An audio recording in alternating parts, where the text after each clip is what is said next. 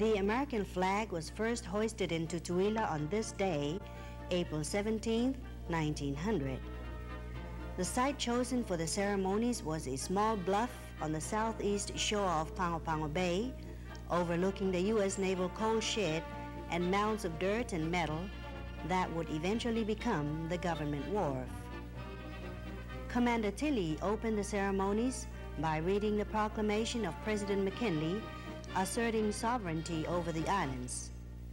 The Samoan chiefs read the deed of cession, transferring their land to the United States government for its rule and protection.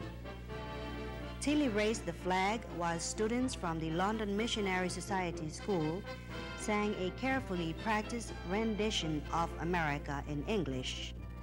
The cannon salutes from the auxiliary cruiser Arborenda bounced off the mountains surrounding the harbor, signaling the first raising of the U.S. flag on Tutuila. This faded photograph shows the tug of war that was part of the Flag Day activities on the first Flag Day in 1900. 15 men from each district took part in this event, and each member of the winning team received $1. At the end of all activities, the Samoan chiefs, United States Navy personnel, and guests took part in a huge fia in Pangatungo village. 10, 9, 8, 7, ignition sequence started. All engines are started. We have ignition, 2, 1, 0. We have a liftoff. We have a liftoff, and it's lighting up the area. April 11th, 1970. A Saturn V rocket lifts off from the Kennedy Space Center, Florida, USA, carrying the Apollo 13 spacecraft on the United States' third manned voyage to the surface of the moon.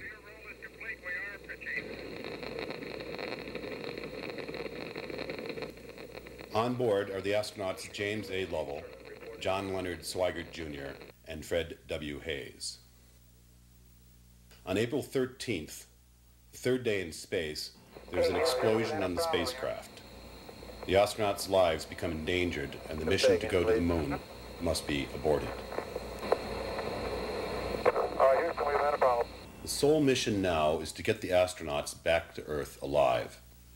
An amazing feat that will require thousands of hours of human brain power and inventiveness to overcome numerous technical challenges and human risks. 4 days later, on April 17th, the space capsule splashes down on target near American Samoa in the South Pacific. Soon, the three astronauts are safely aboard the recovery ship USS Iwo Jima and headed for American Samoa.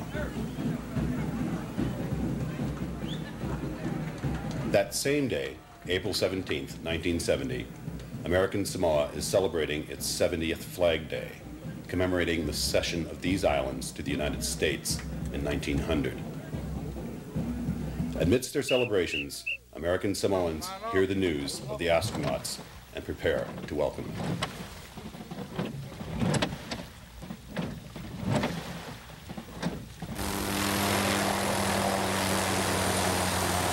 The next day, April 18th, the astronauts are helicoptered from Iwo Jima to Pago Pago International Airport in American Samoa, where they will transfer to a C-141 Starlifter for transport to Hawaii.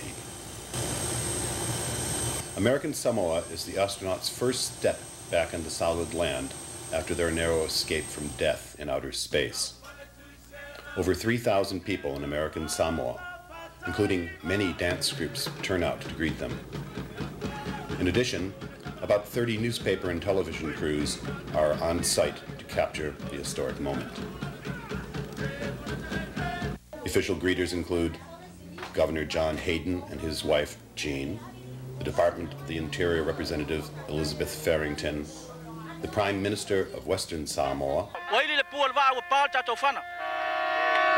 Wa se atu le aeto le mato va atu nei wa le mato va atu nei wa se atu le aeto luma il latu apa foi masani le na ia fa pena foi mal papa ul pao le papa ul pao fa pena le mato va atu nei le leina atu lo mato latu le mato sa ese le mana yo le leina lo tu unga le taimi le nei mata ngo fia le tai ao o le wa va ia pe foi le alu le mato va le lo ia nei o mo va afi ia le na vai atu mamau o le satani le nalo pito atu o ia nalo tam fai tipi fa yuta lo nala va wa tau atu tua le satani lo aveina le sunga ya Jakopo a lo silipe luma le titi le tomua o le aeto le taimi nei pe tatu va ayo ti le tatu tunga.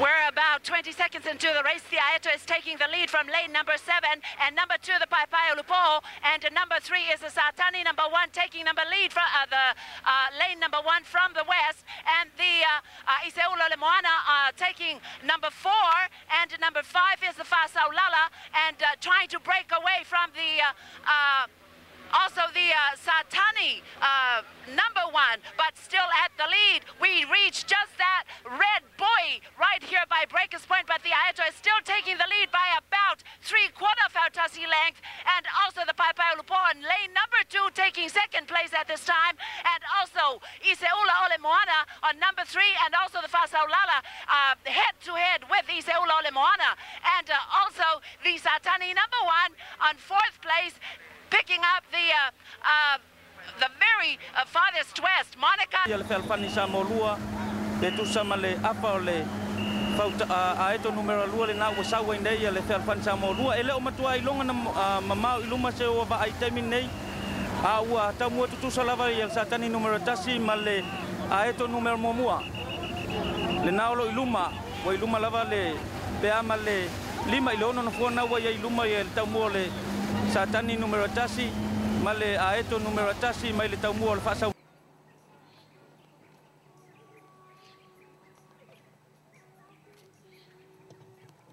Oh, Sam. Well done, Mike.